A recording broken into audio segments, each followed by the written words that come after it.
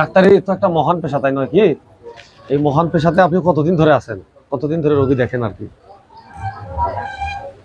প্রায়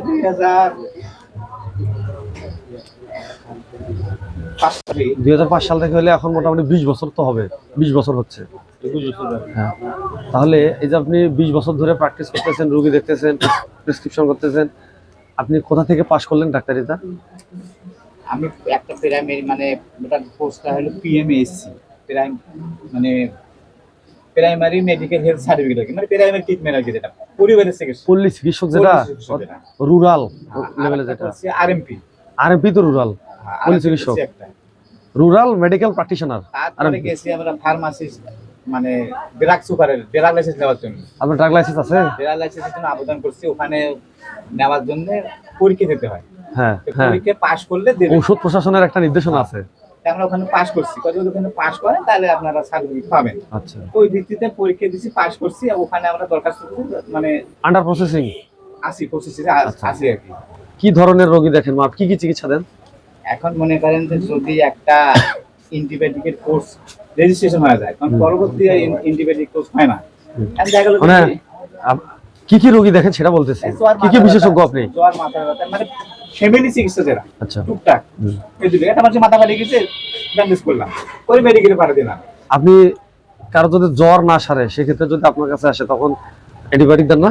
অ্যান্টিবায়োটিক প্রথমে দেই না, প্যারাসিটামল দেই। আচ্ছা, প্রথমে চেষ্টা করেন, যদি না সারে তারপর দেখি যে পূর্বে কোনো অ্যান্টিবায়োটিক খাইছে কিনা। মনে করেন সিপ্রোসিন খাইছে, হ্যাঁ, এটা আপনি কিভাবে নির্ণয় করেন? এটা হলো কথা। শুনার পরে দেই। আচ্ছা, যে সিপ্রোসিন খাইছে, সিপ্রোসিনই দেই।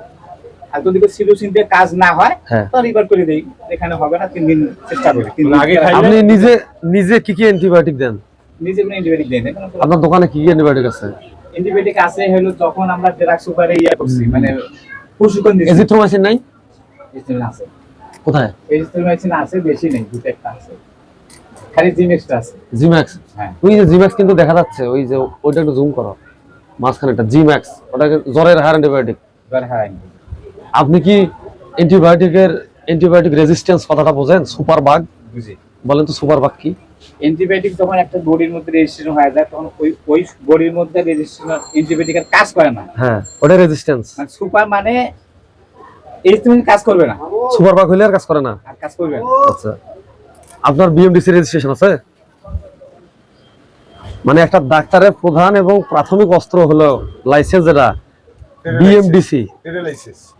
বিএমডিসি এর লাইসেন্স নাম্বারটা কত আপনার? এটা নাই, বিএমডিসি রেজিস্ট্রেশনটাই নাই। তার মানে এখন যদি সিভিল সার্জন অফিসের কোনো প্রতিনিধি আসে, আমরা তো আপনার ভাই, আমাদের সাথে আপনাদের কিছু নাই, এমনি কথা হচ্ছে, তাহলে সিভিল সার্জন অফিসের কোনো প্রতিনিধি আসলে আপনি কি এমন বৈধ কাগজ নিয়ে তাকে জবাবটা দিবেন? জবাবটা কি কি আছে আপনার? আমার কাছে যেটা আছে, মানে যেটা বললাম যে পিএমএসসি, যার বলে আমরা 30,000 টাকা মেডিসিন রাখতে পারবো, মানে টুকটাক হাতের, মানে ওইটা প্রসঙ্গ না। আপনি যে রোগী দেখে অ্যান্টিবায়োটিক দেন, ট্রিটমেন্টটা করেন, অ্যান্টিবায়োটিক তো দেই না তো, এখনই তো বললেন দেন। অ্যান্টিবায়োটিক দেই কখন? এখন একটা পুরা এই এলাকার লোক জানে আপনি ডাক্তার, আপনি রোগী দেখেন, সাক্ষী আছে আমার কাছে। আপনি রোগী দেখেন না? রোগী তো দেখেন। রোগী দেখার পূর্ব শর্ত হলো Bangladesh medical and dental council আইন অনুযায়ী আপনার একটা রেজিস্ট্রেশন নাম্বার থাকবে। আপনি সেই রেজিস্ট্রেশন নাম্বারটা কত, সেটা যার নাই সে ভুয়া ডাক্তার, ভুয়া ডাক্তার। আপনার নাম্বারটা কত? সেটা করতে যা লাগে, কি পরামর্শ দেবে? না না, আপনার তো 20 বছর ধরে আপনি ভুয়া ডাক্তার হিসেবে রোগী দেখলেন। ইটস নট 1 or 2 ইয়ার্স, 1-2 বছর না তো, 20 বছর কোন ডাক্তারি লাইসেন্স ছাড়া আপনি রোগী দেখছেন। এটা মানে মানুষের জীবন নিয়ে খেললেন আপনি। আপনি জিম্যাক্স কিভাবে দিতে হয় জানেন? জিম্যাক্স দেওয়ার ইখতিয়ার শুধুমাত্র এমবিবিএস এবং বিডিএস ডাক্তার রাখে। আপনি কে ভাই? আপনি জিম্যাক্স দেওয়ার কে? জিম্যাক্স প্রেসক্রাইব শুধুমাত্র এমবিবিএস এবং বিডিএস ডাক্তার করবে, এটাই সুপ্রিম কোর্ট বলতেছে। আপনার বাইরে ডাক্তার লেখা আছে না? আপনি মেশান নাই কেন? ডাক্তার লেখা আছে তো, ডাক্তার ভুলু নেবে, আপনার সবাই চেনে। গ্রামের লোক তো ওখানে ডাক্তার বলছে হয়। এখন 20 বছর গেল, আপনি একটা রেজিস্ট্রেশন নাম্বার নিলেন না। রোগী দেখবেন বৈধভাবে দেখেন, আপনার সাথে আমার শত্রুতা নাই তো। একটা নাম্বার নেবেন না আপনি বিএমডিসি। আপনি এমবিবিএস তো নন, বিডিএস তো ননই, ওগুলা ফেলাও, ওগুলা তো বিশ্ববিদ্যালয়ের ছাত্ররা পড়ে। আপনি একটা ডিপ্লোমা করছেন, ওটা দিয়ে আবেদন করে একটা লাইসেন্স নেবেন না, ড্রাগ লাইসেন্স। আপনি যে রাখলেন জিম্যাক্স রাখলেন, আপনার ড্রাগ লাইসেন্স কই? আপনি কেমনে রাখেন? তো কই দেখান, আপনার একটা বৈধ কাগজ দেখো দেখাবেন।